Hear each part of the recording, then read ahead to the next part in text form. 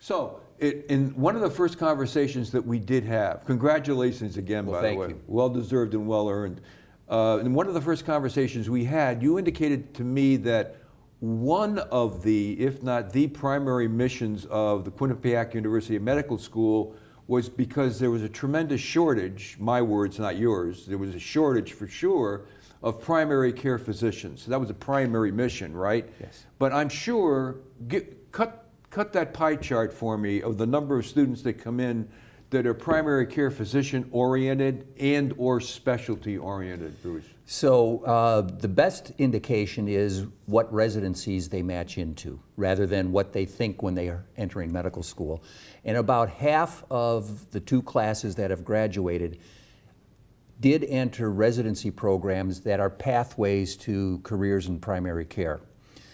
The problem is those that go into internal medicine and pediatrics, there are opportunities to subspecialize after an initial 3-year training period. The only ones you can truly count as staying the course, if you will, are those that go into family medicine. Okay. And so what we're doing to try to make that pathway more attractive, this April we will be offering a year-long called a longitudinal integrated clerkship up in Fort Kent, Maine. I'll remember that, Bruce. Up in Fort Kent, Maine. Fort Kent, Maine, okay. It's about as far north in Canada as you can get. It is a hospital, Northern New England Medical Center, that is basically run and operated by family physicians. Okay. And the scope of practice in Maine for family physicians is much broader than it is here in Connecticut. They do, you know, obstetrics, they do minor surgeries, they take care of the whole family. And so that will be an experience we hope draws more students into family medicine. Bruce, before I turn to Jen, your campus is in North Haven. That's correct. That's where it wasn't old, it was like a brand new Blue Cross Blue Shield corporate complex was. You took all that over, right? Well, the university did. The university did, right. And it's transformed that Anthem campus into what I'll call the graduate/professional campus for the university. So in addition to the School of Medicine and the School of Law, you've got School of Health Sciences, School of Nursing, and School of Education. You're over there too, Jen? Yeah. Yes, yeah. Oh, somewhere along the line I missed that.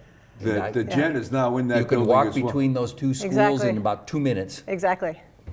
Tell me, just out of curiosity, I met, when I was doing a lot of adjunct work at UConn with the graduate level students, Jen, the ones that used to flabbergast me, the ones who were double majors, medicine and law at the same time. I looked at these people as being one part inhuman and one part Superman or Superwoman. Well, at this point, we have a number of medical students who are joint, not yet with the law school, so we're still working to put together that joint MD-JD program, but we have, at this point, I think it's MD-MBA. And so we've got folks who are, who are the joint medicine and business masters. Okay. So Jen, what is your role as a professor in the law school and the medical school? So in the law school, I'm one of the full-time faculty, and I teach core classes, and then to the extent that I have electives, they tend to be in health law, public health law, bioethics, food and drug law, professional responsibility. Go ahead. And then when I walk across, walk down the hall into the medical school, I'm there primarily for the ethics curriculum for the medical students, but to the extent that part of becoming a professional is understanding the system in which they're going to be practicing, that's bringing in some of the legal framework and some of the licensing components and trying to give them a sense of the role of law in practicing medicine. Yeah, let me just spend 30 seconds or 1 minute on something you just said, that bioethics thing and healthcare law. Not that you and Bruce don't know this, Jen, but I mean, virtually every magazine or newspaper or publication you pick up has something about healthcare in it. And when I'm doing career management with people in my client base and they ask me, what are the 2 or 3 fields I should go into that will last me like my whole lifetime? These are people in their 20s who are going to live until their 90s probably. Probably work that long too, Jen, right? So I indicate to them there are 3 fields. One is healthcare, one is information technology, and the other one is cybersecurity. You get into those fields, you're going to be employed forever. The demographics of the healthcare that are feeding you is you got 77 million baby boomers who think they're going to live forever, and they're not. But there's 77 million of them. The generation behind them is 88 million. And then there's another generation, the millennial generation, this crew that we have here, right? they're going to like live forever. There's close to 90 million of them. Now, although they're going to live longer, right, sooner or later, the healthcare curve looks like this, right? They're going to need healthcare.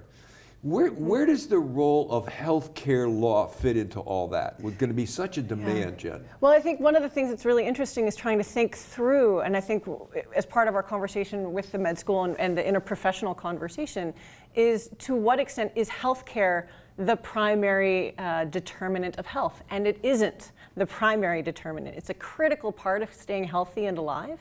But actually more of what happens outside of a hospital, outside of a physician's office, is in fact what keeps us healthy. Nutrition, exercise, environment. Where you live, your quality Right. of education, whether or not you have violence around or in your home, Right. whether or not you get to sleep, whether or not you have clean air, whether or not you have clean water.